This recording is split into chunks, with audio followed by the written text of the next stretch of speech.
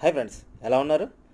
మీరు చూస్తున్నారు కదా, సెప్టిక్ ట్యాంక్ అంటే ట్రైన్లో ఉన్నటువంటి వ్యర్థాలు ఈ ట్యాంక్ ద్వారా బయటికి ఎలా వెళ్తాయి. మీరు చూపిస్తున్న చిత్రంలో చూస్తున్నట్టు అక్కడ జెడ్ ఆకారంలో ఉన్న ట్యూబ్ ద్వారా గొట్టంలోకి మొత్తం వ్యర్థాలన్నీ వచ్చేస్తాయి.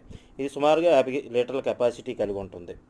ఇందులో ఉన్నటువంటి వ్యర్థాలు వాటర్ రూపంలో బయటపోవడానికి ఇంతకుముందు బ్యాక్టీరియా కలిపేవారు. ప్రజెంట్ అయితే క్లోరిన్ అయితే దీంట్లో యాడ్ చేస్తున్నారు. ఈ క్లోరిన్ వేసేది ప్రదేశం కూడా మీరు ఈ వీడియోలో చూడొచ్చు. ఇందులో వాటర్ డ్రైన్ అవుతూ ఉంటుంది. క్లోరిన్ వేయడం వల్ల ట్యాబ్లెట్, ఆ క్లోరిన్ ఇక్కడ ఉన్నటువంటి క్యాప్ ద్వారా క్లోరిన్ అందులో వేస్తారు ట్యాబ్లెట్. ఆ క్లోరిన్ ట్యాబ్లెట్ వేయడం వల్ల దాంట్లో ఉన్నటువంటి వ్యర్థాలన్నీ కూడా వాటర్ రూపంలో ఈ ట్యూబ్ ద్వారా బయటికి రావడం జరుగుతుంది.